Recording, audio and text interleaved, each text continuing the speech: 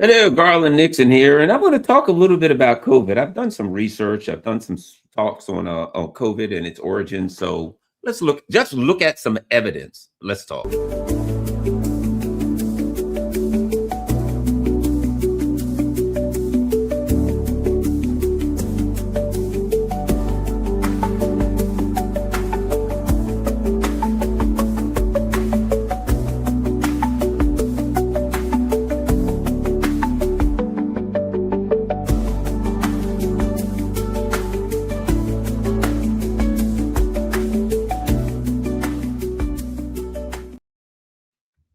Hello, Garland Nixon here, and we're going to talk about COVID origins. We're going to talk about this whole thing.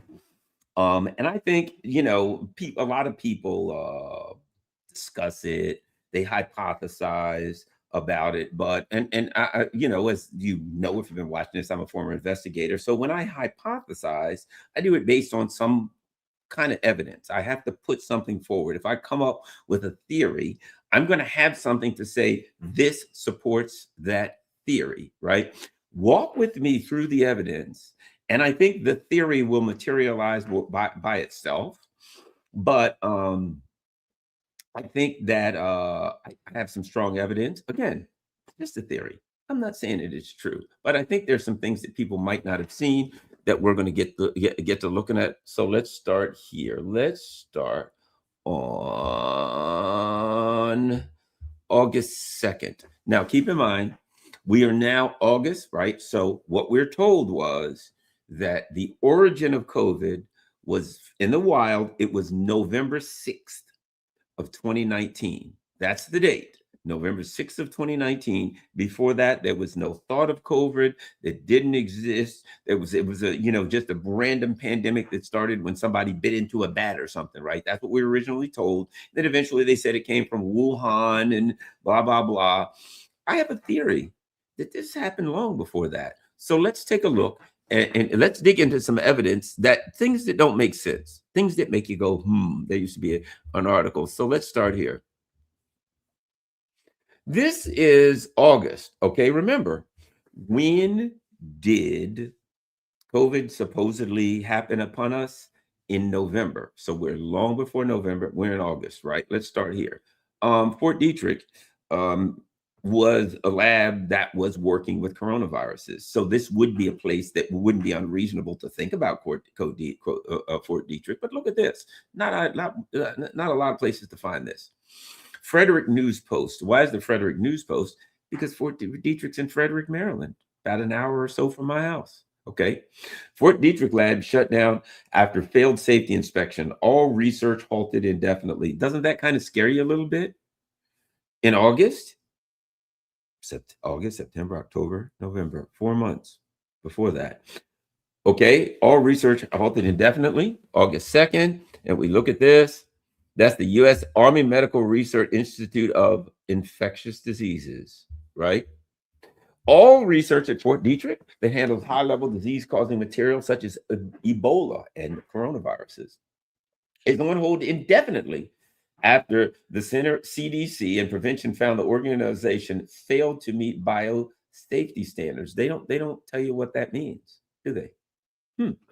The CDC inspected the Military Research Institute in June. Inspectors found several areas of concern in SOPs, which are in place to protect workers in biosafety level 3 and 4 labs. 3 and 4, like the places that you would find COVID. Isn't it interesting? So this is our first thing we got. We got in August 2nd, Fort Detrick is just shut down. Oh my gosh. So we're like, what happened? Nothing to see here. Fort Detrick, a biosafety lab, suddenly shut down. In case you didn't, that wasn't enough. Here's another one. This is August 5th. Deadly germ research is shut down at Army lab over safety concerns. Problems with disposable of dangerous materials led the government to suspend research. Stopped everything in the first week of August. Isn't that interesting? Look at this. Safety concerns at prominent military germ lab have led the government to shut down research. Research is on hold. Blah, blah, blah. Cease and desist. So this is the New York Times. I wonder why they cover that. Isn't that interesting? The New York Times says Oh my gosh, this is terrible. The Deadly Research Lab. That's July 5th and July 2nd. Okay, now that's consequential because that is near Maryland, it's near Northern Virginia, and they handle respiratory viruses such as, I don't know, COVID, things of that nature. Isn't it interesting, huh? Man, just out of the blue, the first week of July, Fort Detrick shuts down. Bam, something happened. What happened at Fort Detrick the first week of July? Well, something happened in July, the second week, a week later, about an hour's drive. Let's just say you were exposed to a virus in Fort Detrick and you drove for an hour, you'd end up in Northern Virginia, wouldn't you? So let's see what we got here. A week later, 2 dead from unknown respiratory virus. What could it be? A Virginia news report states that 2 people died and 18 are hospitalized following an outbreak of an unknown respiratory infection at a retirement community. It's probably not influenza, but answers as to the cause are elusive, right? What could it be? Listen to this.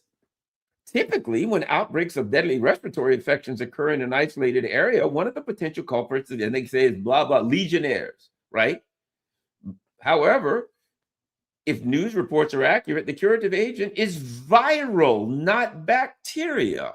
A virus just showed up a week after Fort Detrick suddenly shuts down a retirement community, like kind of almost like when COVID got into these retirement communities and killed a bunch of people, right? As is typical, the reported symptoms aren't terribly informative. The symptoms of most respiratory viral infections resemble each other. Some patients had cold-like symptoms, which is indicative of an upper respiratory tract infection. Others had pneumonia, right? Isn't that interesting? So they all kinds of stuff, right? The virus is unlikely to be influenza. While a person can get the flu at any time of the year, flu season runs from late fall through early spring, through winter to early spring. The flu is probably not it. Probably not the culprit, right? So that leaves adenovirus and respiratory. So they're like, what is it? They both, where? But they don't know what it is. Isn't that interesting? So Fort Detrick shuts down out of the blue. And then all of a sudden, it's weird, some respiratory virus just shows up an hour away. Huh? Oh, let's see, we got anything else on that? This is July 17th. This is a week later after this weird respiratory virus shows up just not far from Fort Detrick. NBC4 Washington. Cause of respiratory illness still unknown after dozens sickened. The outbreak was reported in the assisted living and skilled nursing areas of the community, where about 200, okay, there we go, 60 people there. Coughs, fevers, and pneumonia. 3 of them died. After those who died were older and had complex health problems. Isn't that interesting? They had a lot of comorbidities, huh? Strange, huh? No idea. Officials don't know yet the extent of which the respiratory illness contributed to their deaths. Isn't that weird? Listen to this. Health officials said last week what was striking about the outbreak was the number of residents impacted and the time of year. Summer instead of winter, when flu and respiratory illnesses usually don't spread. Except COVID did. Except COVID was all year round. I'm guessing, I may be wrong, one would have to suspect that maybe something spilled out of. Think about this. Think about this. Fort Detrick shuts down, all of a sudden closes everything down. We've had a problem. A week later, a weird disease shows up not far away, and people start dying from it in the middle of the summer. A respiratory infection that gives people pneumonia and does all the damn same things that COVID did. Could that be? I'm not saying it's COVID. Probably isn't. Just crazy conspiracy theory stuff, but one would have to look at it. The health department has sent several samples from infected patients to the CDC for testing, but no cause for the outbreak has been identified. And you know what? Never. We never found out what that was. Never, ever, ever, ever, ever. Swartz also said there were reports of a respiratory illness outbreak in an assisted living facility several miles away in Burke, Virginia. About 25 people were ill, including and some had pneumonia. He said there's no evidence of any connection whatsoever between the two outbreaks. Certainly not. It just so happened that Fort Detrick got shut down, and then all of a sudden, some respiratory viruses started showing up in retirement homes within 6 days. Well, it said August 2nd. So within a week or so. I think that's just a coincidence. Don't pay any attention to these crazy lunatic conspiracy theorists that may try to say, that these things are connected. Absolutely absurd. All right, next go here. August 16th. All right. So this is in the Washington Post, which is incidentally in the same area. So now remember, let's do our timeline.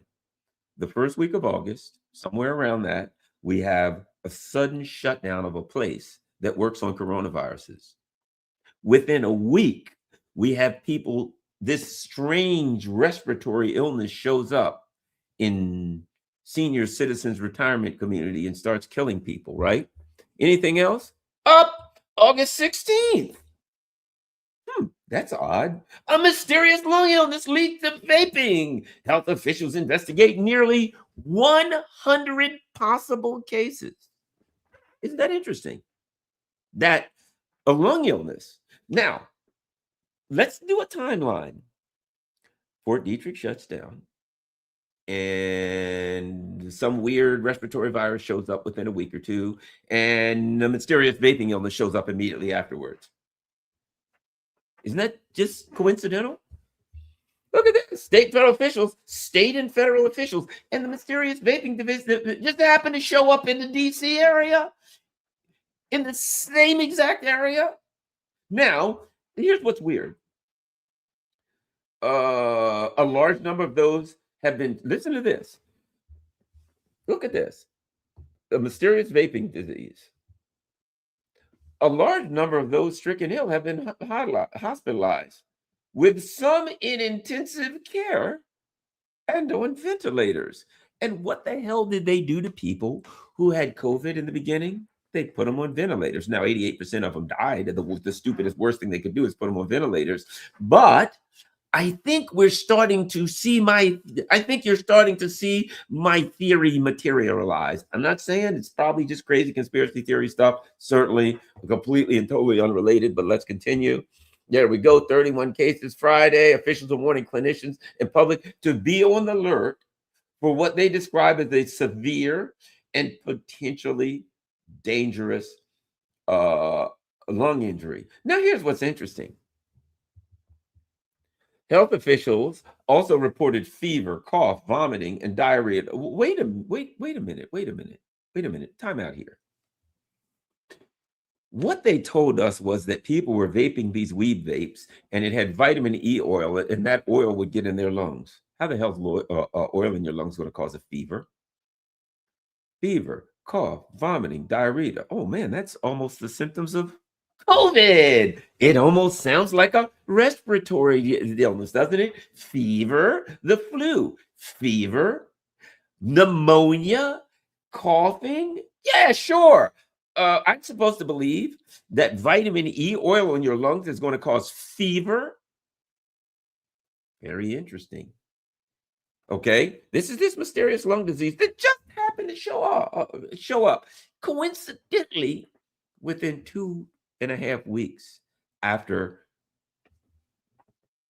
Fort Detrick shuts down, respiratory virus hits senior homes in the area, then a mysterious vaping disease shows up in the same area.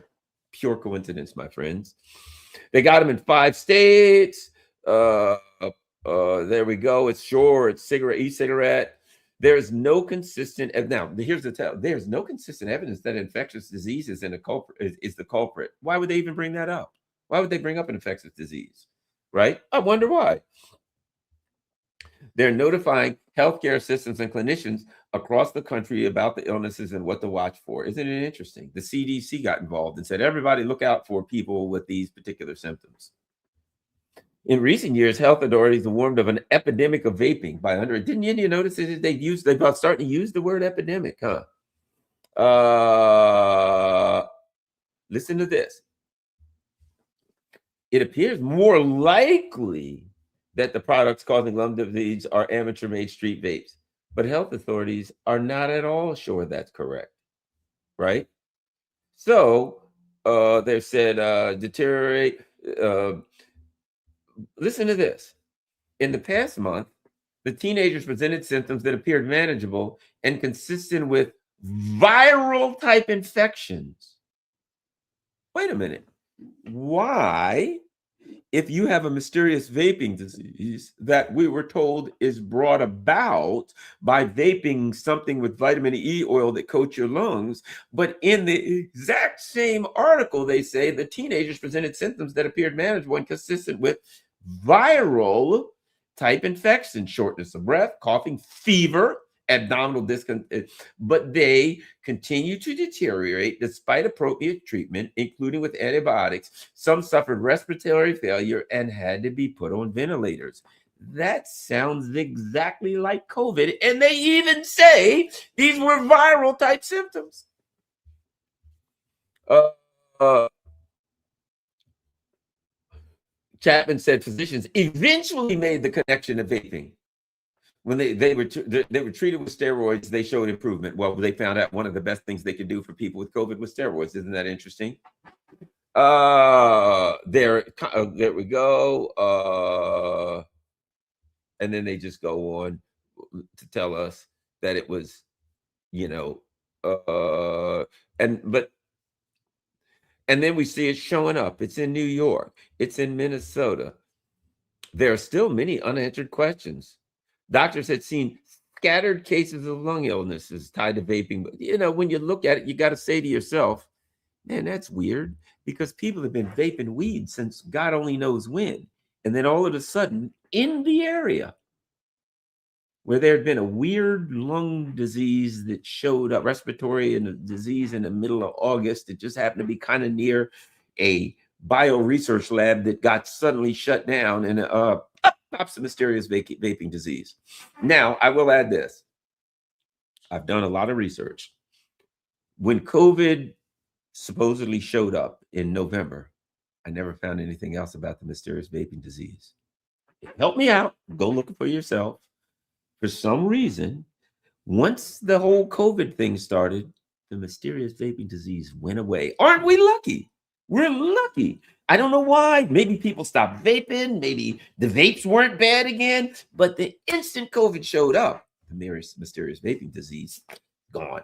Completely finished. Done. No reason. One could be suspicious, but you'd be a crazy conspiracy theorist to be that you just be. See, there we go. Here's another one.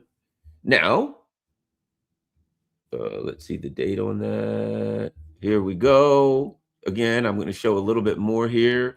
Virginia and Maryland, the same area that, happened to be shut down in August. Virginia and Maryland investigating cases of severe lung illness. Now, remember, they say severe lung illness possibly linked to vaping. Isn't that interesting? They told us it was definitely a vaping disease, but it's mysterious. Said they're investigating more suspected cases in the state, right? 193 cases have been reported, on and on. There you go. So I'm just saying. That's all I'm just saying. I am presenting to you some evidence, and you can look for yourself. So let's do the timeline so far. The timeline so far is in the month of August, in early August, Fort Detrick shuts down. A week later, some weird respiratory virus shows up. Okay. Week later, mysterious vaping disease shows up. Let's continue on our timeline. Now, you may have heard of something called Operation Warp Speed. Well, when did it start? Well, let's go here. Might not know about this. The date is September 19th. This is a month later. September 19th. Remember this. We are told that COVID started in November. September, October, November. We're at least 8 weeks out, right? We're at least 2 months before somebody bites into a bat, right? Or the Wuhan, whatever, right? Donald Trump signed something, executive order on modernizing influenza vaccines in the United States to promote national security health, right? Isn't this interesting? September the 19th, Donald Trump signed an executive order. Now I'm going to search this. I'm going to do Command F, and I'm going to search for the word pandemic. Let's see how many times. What do you know? The word pandemic shows up 18 times. Why in the hell would Donald Trump, September 19th, do an executive order on modernizing influenza vaccines? And in that, it would have the word pandemic in it 18 times. Let's look at a little bit of what it says. Listen to this. Influenza viruses are constantly changing as they circulate globally in humans. Relatively minor changes in these viruses, such as, I don't know, let's say you would add a protein somewhere in a lab, a relatively minor change in a virus, relatively minor, cause seasonal flu outbreaks, which result in millions of illnesses, hundreds of hospitals. Periodically, new influenza viruses emerge from animals, including birds and pigs, that can spread blah, blah, blah, efficiently and have sustained transmission. This situation is called an influenza pandemic. Unlike seasonal influenza, a pandemic has the potential to spread rapidly around the globe, infect higher numbers of people, and cause high rates of illnesses and death in populations that lack prior immunity. While it is not possible to predict when or how frequently a pandemic may occur, there have been 4 pandemics in the last years. The most devastating pandemic occurred in 19... What? Time out. Time out. Time out. Dear fluffy friends, do I need to go down that timeline again? How crazy is this? September 19th, months before we are told that a pandemic started, Donald Trump signed an executive order talking all about pandemics and how they can spread around the world and they can be devastating. And we got to do all kind of pandemic-y stuff because pandemics. Let's keep going. Look at all this pandemic. Go down. These vaccines, listen to this. And he starts talking about vaccines. These vaccines must be reformulated for each influenza season as well as in the event of a pandemic. Listen to this. Most influenza vaccines are made in chicken eggs using a 70-year-old process that requires months-long production timelines, limiting their utility for pandemic control. What the hell is he talking about pandemic control for? September 19th. Donald Trump has just signed a document that's talking about pandemic control.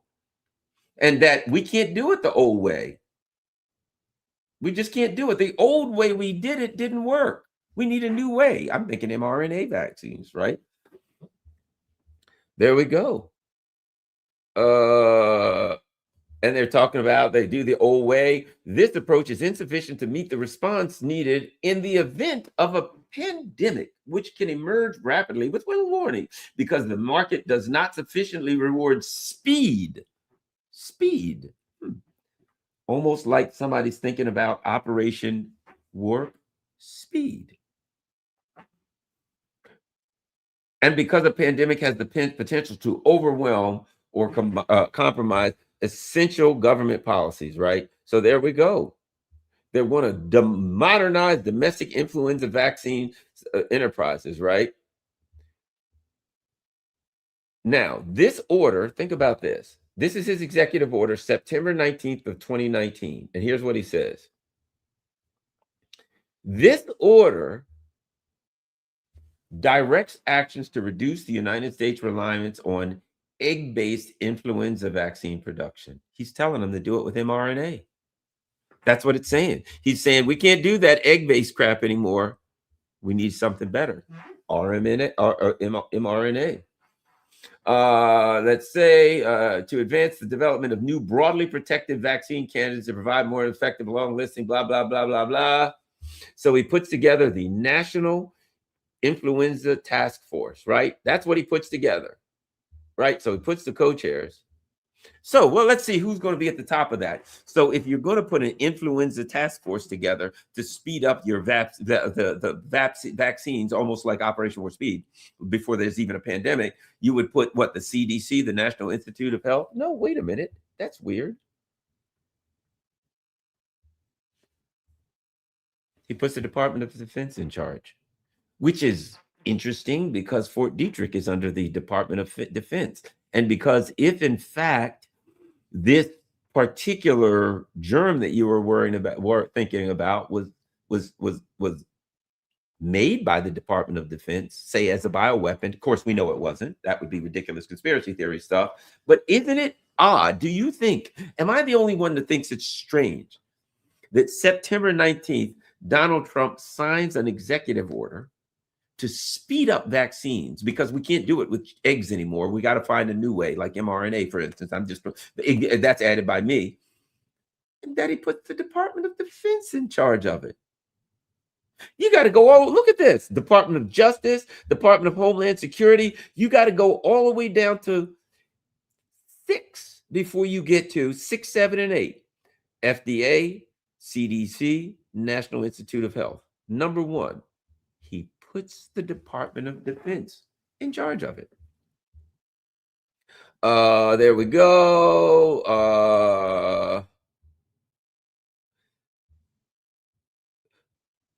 Listen to this. A 5-year plan to promote the use of more agile and scalable vaccine manufacturing technologies. Recommendations for increasing influenza vaccination among the populations. There we go.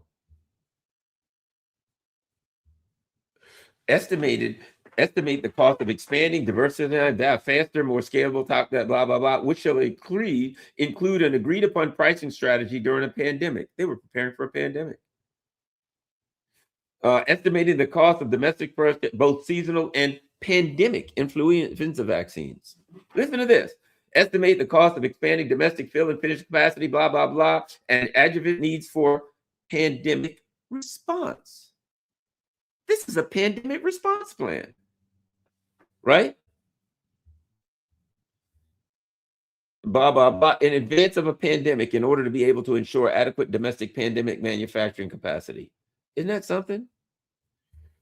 Support in coordination with the Department of Defense. What the hell is the Department of Defense involved? There we go. All the way down. Listen to this again. That had positive attributes for pandemic response. The Secretary of Defense shall. Why does the Department of Defense do this? DOD's network of clinical research sites to evaluate the effectiveness of licensed individuals. So they're going to use, okay. Identify opportunities to use DOD's vaccine research and development in collaboration with it to include both early discovery and design of vaccines. So the people who made it are going to help to fix it, right? There's pandemic again. You go through all this thing and you see the word, look at the date, September 19th, 2019. Don't hand me that Wuhan crap. Donald Trump was preparing for a pandemic, and he launched Operation Warp Speed on September 19th of 2019.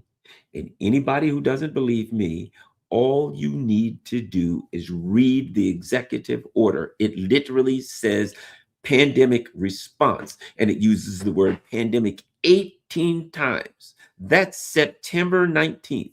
Don't hand me that crap. And look a month back and you'll see the timeline starts to speak for itself. But let's just say you needed further nudging. Let's go a little further.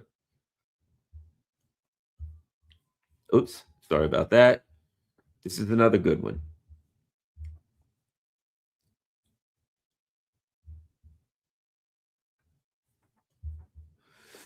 The Johns Hopkins Center for Health Security in partnership with the World Economic Forum. And listen to this. Oh, whoa. And many people are probably familiar with Event 201. The training tabletop exercise is based on a fictional scenario. The input experts used for the modeling, the potential impact were fictional. They're totally fictional. Now, what's the date on this? October 18th. So let's do our timeline as a good investigator was. First week of October, Fort Detrick shuts down. Second week of October, a bunch of weird respiratory viruses hit some people in retirement homes not far away and start killing people. A week after that, a mysterious vaping disease shows up, the same mysterious vaping disease that disappeared as soon as COVID got here, right? Okay. All this happens in August. In October, in September, 1 month after all of this crap happened with the Fort Detrick stuff and the mysterious vaping diseases, within weeks after that, Donald Trump signs a pandemic response document, September 19th.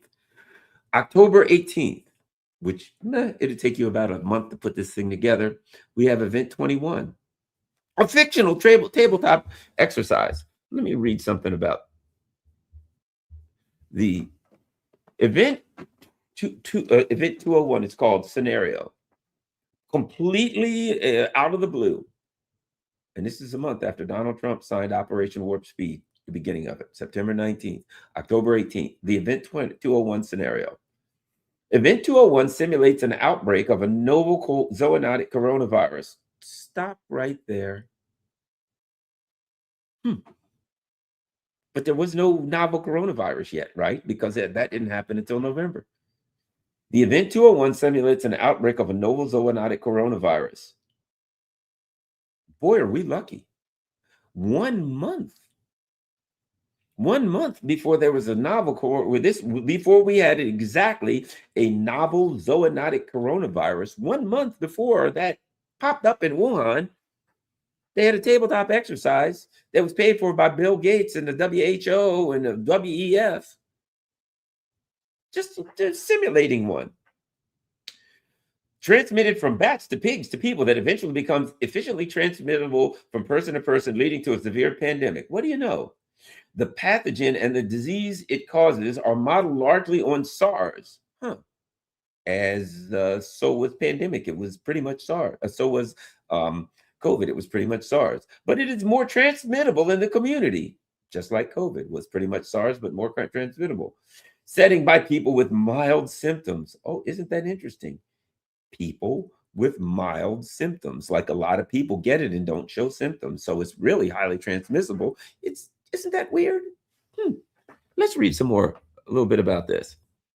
Johns Hopkins Center for Health Security, in partnership with the WEF and the Bill and Melinda Gates Foundation, hosted Event 201, a high-level pandemic exercise on October 18th, 2019 in New York. Public-private partnerships will be necessary during the response to a severe pandemic in order to diminish large-scale economic. Geez, aren't we lucky? Just a month before we had a severe pandemic and they did public and private partnerships. What do you know? What the hell? In recent years, the world has seen a growing number of epidemic events, amounting to approximately 200 events annually. These events are increasing, and they're disruptive to health, economies, blah, blah, blah.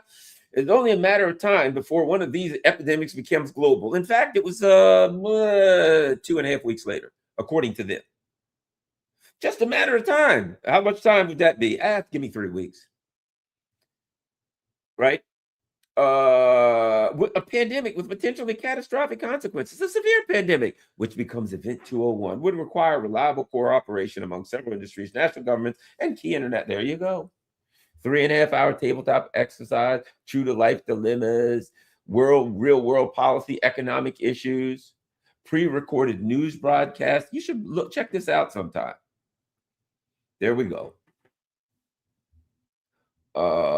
There we go.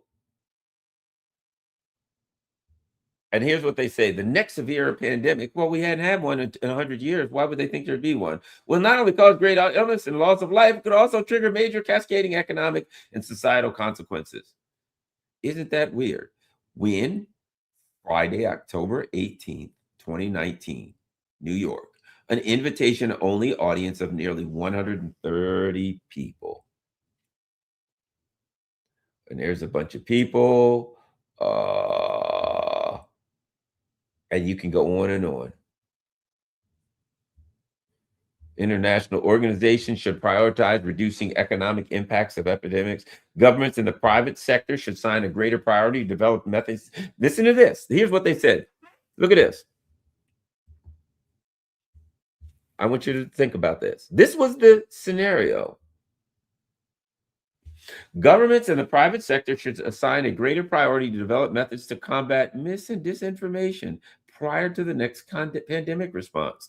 Governments will need to partner with traditional and social media companies to research and develop nimble approaches to countering misinformation. This will require developing the ability to flood media with fast, accurate, and consistent information. Isn't that interesting?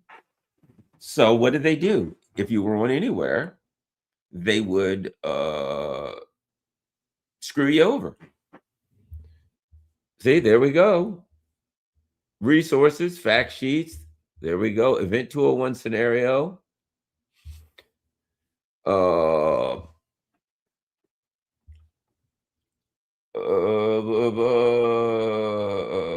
And here's what's now listen to this in their scenario. This is their scenario. You're going to love this. There is no possibility of a vaccine being available in the first year. There's a fictional antiviral drug that can help the sick, but not significantly limit spreads of the disease. The scenario ends at the 18-month point with 65 million deaths. So that's what they thought. They thought that there would be 65 million deaths, apparently. There's a highlight reel. Here's some highlights. Here's some videos. There's a lot, but if you want to watch it, finance discussion, communication discussion. There you go. Photos from the event. Let's look at some photos from the event. Oh my, they're having fun. See, there we go. Oh, what a blast. Oh, there you go. Look at these people. They really know what the hell they're talking about, huh? There we go. There's some nice photos. That guy knows what the hell he's talking about. Oh, they're going to save him. Look at old Brad Connett. Isn't that great? Christopher Elias, Bill and Melinda Gates Foundation. Nothing to see here. That's it. So here's my point.